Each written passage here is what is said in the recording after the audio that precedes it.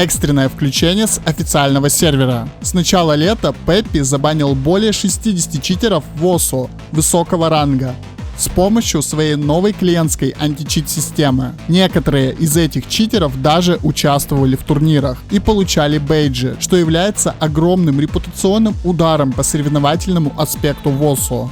Вскоре ожидаются партийные чистки других модов и более низких рангов. Как ОСУ докатилась до такой ситуации? Какие читы использовали эти игроки? Почему их не банили долгие месяцы? Что будет дальше и как теперь доверять известным игрокам? В этом видеоролике мы собрали для вас много информации, поэтому для того, чтобы больше людей узнало правду, от вас я искренне прошу максимально продвинуть этот видос. Поэтому делитесь с друзьями, а также лайкайте и пишите комментарии больше 4 слов. Приятного просмотра!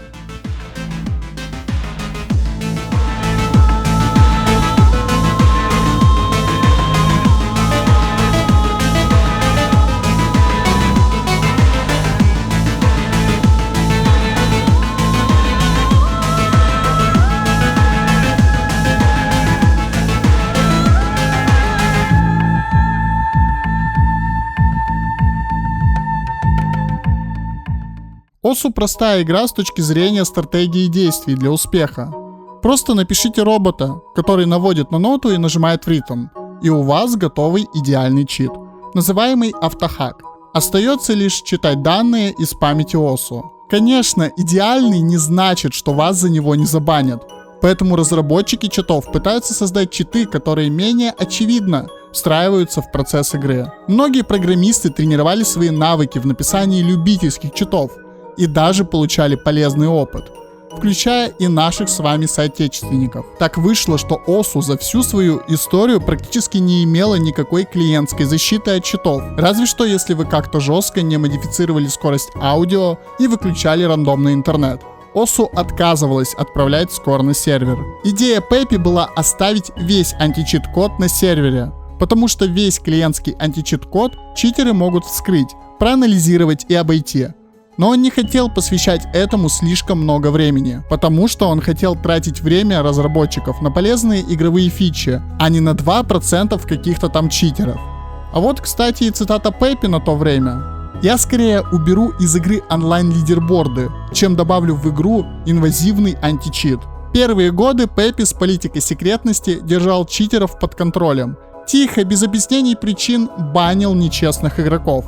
Но как только игра стала немного популярней, сразу появились игроки, которые были готовы заплатить за то, чтобы обыграть своих друзей.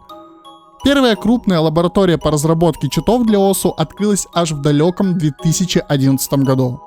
Пеппи уже не мог сам уследить за всеми читерами в быстрорастущей игре.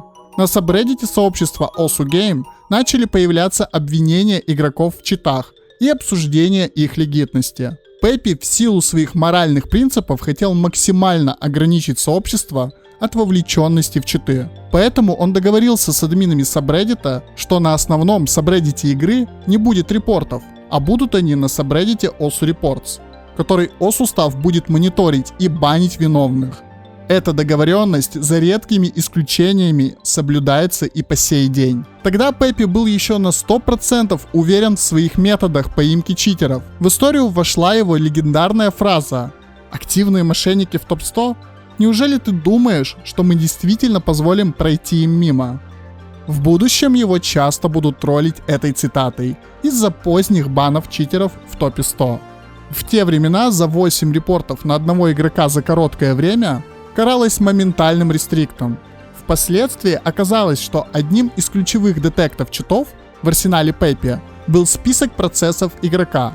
Каждый сабмит скора посылал список процессов вашего компьютера, что является в некоторой степени нарушением частной жизни. У Пеппи стоял автоматический бан на процессы вида Cheat Engine или OSU Auto. Причем неважно, если это были процессы, не связанные с ОСУ, или просто безобидные программы со смешным названием. Какое-то время Пеппи даже делал случайные скриншоты экрана у подозрительных игроков, что вообще едва ли законно. Об этом стало известно после взлома аккаунта Милли Хайеров, члена команды разработчиков ОСУ, и слива кода ОСУ и банча, в 2016 году. Так или иначе, явно необъективные и несправедливые баны Пеппи исправлял в течение 24 часов. Эта информация написана на красной табличке и по сей день. Но, к сожалению, Пеппи не был прав в 100% случаев. В историю вошла пара случаев несправедливых банов талантливых игроков. Главным прецедентом стал талантливый литовский игрок Азерит, который до сих пор хорошо играет в даблтайме. Он был забанен и разбанен несколько раз О-суставом, но в какой-то момент его забанили на неопределенный срок. Он пытался утверждать свою легитимность по почте, но его не хотели разбанивать.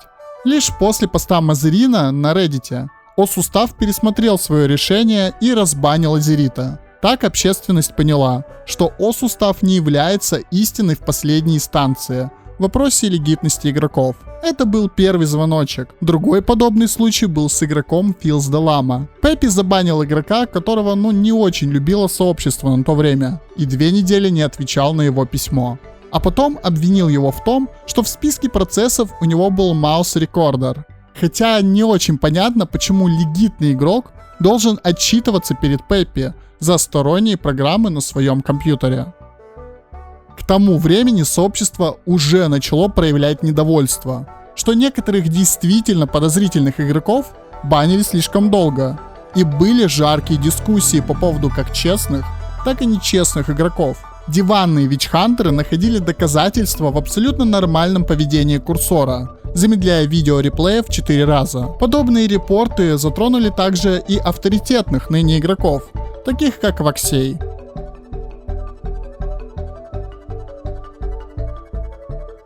Немного с этим помог реплей-анализатор в 2016 году от Диггера, который помогал найти характерные странные моменты автоматическим алгоритмом, а также зафиксировать пару реальных признаков релакс-хака, того, который нажимает в ритм за игрока.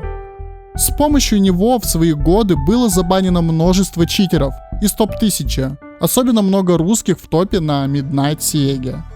Читы не стоят на месте, и реплей-анализатор быстро потерял актуальность, в том числе из-за изменений клиента от Пеппи.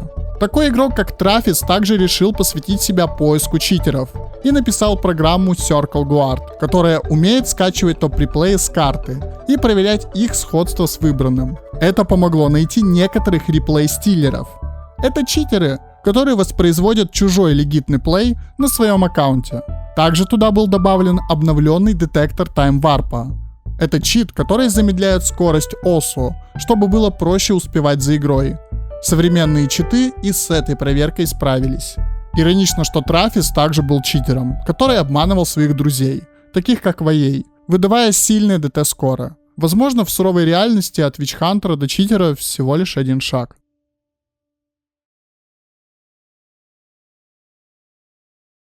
Типичные виды читов были реализованы и в бесплатных программах, которые распространялись на тематических форумах. Большинство из них быстро устаревало и палилось на любом OSU сервере. Однако крупная сеть читов для OSU все еще обладала самым страшным читом того времени.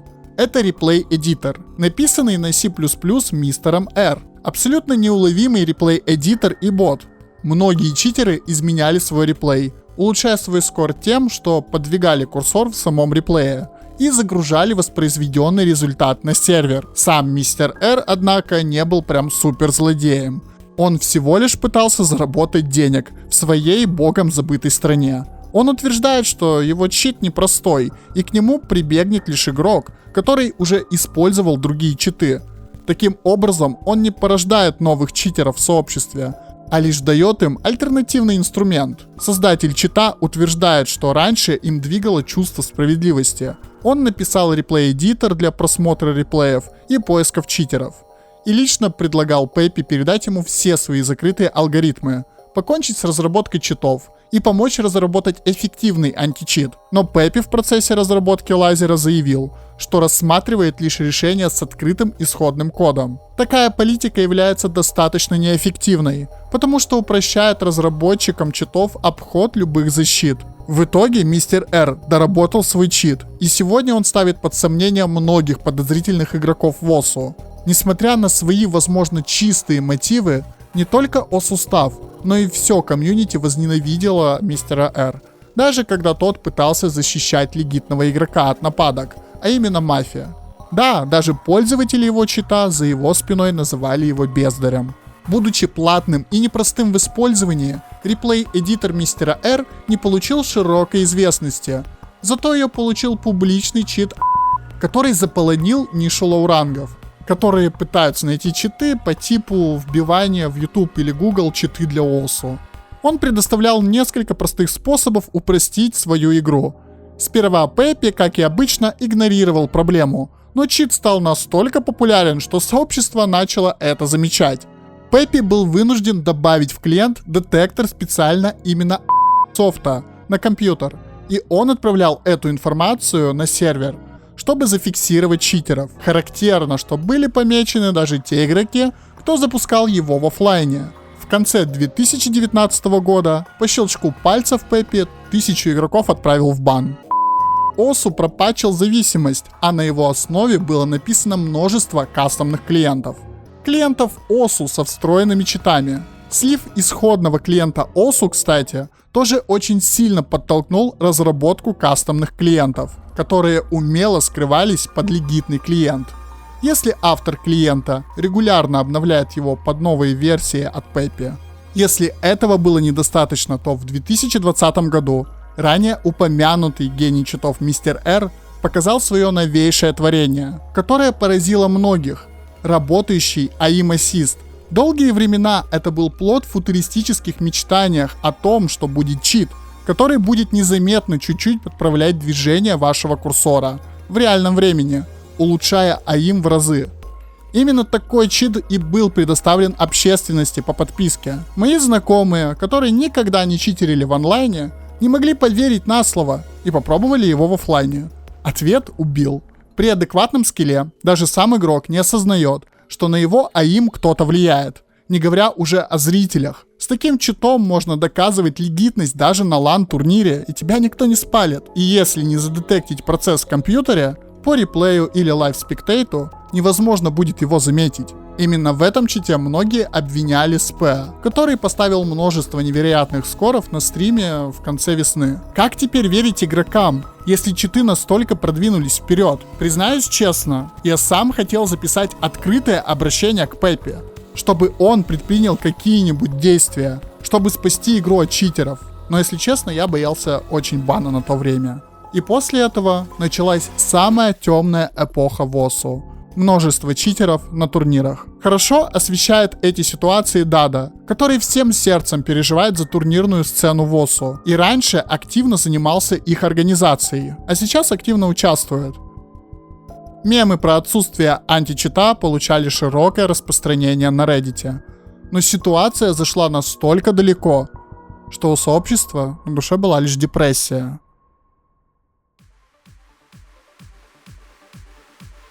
Но, к счастью, наши мольбы были услышаны, и Пеппи предпринял беспрецедентный шаг. В Cutting Edge версии появилась DLL-ка, называется она OSU-OS, которая попала в этот билд, видимо, по ошибке, ну или для теста, и была удалена в следующем билде. Также был добавлен счетчик времени, проведенный игроком на карте и посылаемый на сервер. Это должно было помочь распознать, что игрок не менял скорость игры во время плея, потому что Time Warp, один из старейших и простейших читов, до сих пор был актуален. Например, с ним играл такой игрок, как Hide on Not. Вскоре после выхода DLL начались выборочные баны игроков, таких как Бонгу, Закабикс, Диалга, Протео. В принципе, дни шли как и обычно, пока не настала пятница, 14-го. Пеппи в своем твиттере выложил список позора. 62 никнейма читеров в топ-1000 в стандарте. Такого он еще не делал никогда. Он не просто забанил игроков, но и публично заявил о том, как низко эти игроки повели себя, обманывая своих коллег. Талантливый реверсер СНГ Артинг вскрыл DLL и поделился своими находками. Предоставляем вам эксклюзивный материал. DLL OSU-AUS написано на C++. Основной код защищен виртуализацией с помощью утилиты Orions Virtualizer. Я пока не изучал детально, что она делает. Из того, что знаю, это закрывает OSU при запущенных реверс-утилит. Спустя 2 года я решил зайти в OSU, и меня при запуске постоянно выбивало. Как оказалось, это было из-за запущенного Reckless X. Я уже обошел это. В DLL main создается поток. Я просто не дал ему создаться и все. Видимо, там была инициализация кода античита. Довольно глупая ошибка разработчиков. Тем не менее, я не смог пока отловить место, где закрывается OSU. Плюс код защищен современными нанотехнологиями. Так что доподлинно известно, что Пеппи нанимал квалифицированных людей для разработки античита. Конец цитаты. То есть он действительно привлек специалистов для написания античита нового поколения. А это важный момент, потому что Пеппи один из соло-игроков, который любил все проблемы решать сам, не полагаясь ни на кого. Все дело в том, что из-за долгой стагнации античита от Пеппи очень многие опытные игроки решили, что точно знают, что палится, что нет, и что могут обходить системы защиты Пеппи, в том числе и создание мультиаккаунтов по своему усмотрению, а также вычислять читеров, которые в этих методах осведомлены хуже. Также опытным игрокам было известно, за какой PP-скор банят на новосозданном аккаунте, какие данные железа OSU использует для проверки мультиаккаунтов, какие процессы могут привести к бану, как OSU проверяет подлинность клиента.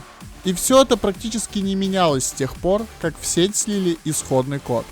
Справедливости ради, Пеппи больше не отправляет на сервер список процессов компьютера, потому что у некоторых игроков он был такой длинный, что ломал запрос, и скоро вообще не сабмитился, а у игроков от этого, естественно, дико подгорала жопа. И только так я могу объяснить, почему такое множество игроков, которые были в хороших отношениях с сообществом, на самом деле активно играли с читами на протяжении 2 месяцев. Я еще могу понять тот случай, что при уверенности в абсолютной безнаказанности очень велик соблазн. Именно поэтому так много русских чиновников погрязли в нечеловеческой коррупции. Именно таким знанием обладал один из самых шокирующих ников списка. Это Морган. Не один раз он выводил людей на чистую воду. Ему многие доверяли. Он был вдохновением для многих игроков и другом для еще больших. Многие выразили свой шок в Твиттере. Морган удалил все свои твиты, лайфплея и отвязал Steam аккаунт от Дискорда. В последнем твит-лонгере он извинился и написал, что никогда больше не вернется в сообщество OSU. Для многих игроков список был в принципе неожиданным, хотя есть и те, кто подозревал многих из них. В списке также были 3 СНГ игрока, включая топ-1 Белоруссия. Это не может не огорчать, но по крайней мере хорошо знать, что 99% наших топов это честные игроки. Учитывая, какие условия приложил Пеппи к этому античиту, можно утверждать, что с высокой долей вероятности активные топ-игроки, которых не коснулась волна банов, это легиты. Особенно приятно слышать, что с нами все еще СП и Nameless Player, которые были предметом жарких дискуссий о их легитности. Когда люди спросили Пеппи, могли ли быть читы в офлайне, или же просто наличие их на компе, Пеппи уверил, что речь идет об активных читерах на протяжении последних 2 месяцев. Это, однако, означает, что мы все еще не уверены по поводу игроков, которые ушли в инактив до этого. Например, такая девочка, как Раниеми. Дада в Твиттере предложил Раниеми поставить SS 480 PP скор в онлайне в течение 24 часов и заплатить ей за это деньги. Видимо, он рассчитывает, что она не сможет этого сделать без читов, которые сейчас Пеппи палит. Раниеми попыталась отмазаться требованием выплатить ей $900 сразу и 900 после скора. Винксис откликнулся, но и тогда она слилась. Многие игроки начали троллить Раниеми, записывая спидраны на самое быстрое получение 480 pp скора, называя это флешмобом. $1800 OSU спидран.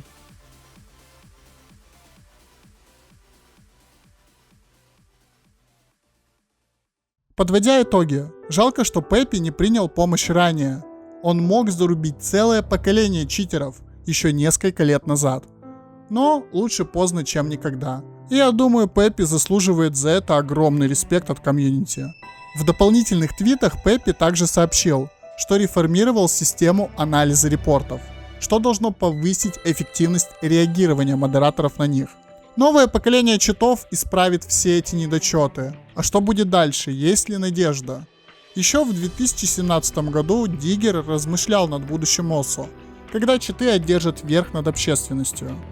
Мы однозначно знаем, что всегда будут читы, которые не палятся, даже которые сложно будет различить на лайвплее, стриме или вживую. Поэтому для анализа игрока следует анализировать не только его скоры, но и его поведение. Он прогнозировал, что будущее ОСУ — это локальные сервера, небольших сообществ, которые друг друга знают и имеют возможность проверить легитимность друг друга в ИРЛ.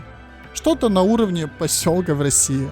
А что вы думаете по поводу этой ситуации? Обязательно напишите свое мнение в комментариях. Мне действительно будет интересно почитать. Мое же мнение на ситуацию в общем таково. Лично у меня читеры вызывают одну эмоцию. Это жалость. Мне жалко как и самих читеров, которые не смогли справиться с какими-то личными проблемами в игре, или же не смогли преодолеть соблазн. Но также и из-за того, что не смогли полюбить эту игру не как соревновательную тыкалку, а как ритм-игру. И жалко людей, которые каждый день отдают этой игре по 5, а то и больше часов времени своей личной жизни, чтобы добиться хотя бы процентного импрува. В то время как их обходят люди, которые банально не могут приложить хоть каплю усилий. Но хотя бы сейчас люди могут спокойно вздохнуть и играть, зная, что играют в честном сообществе.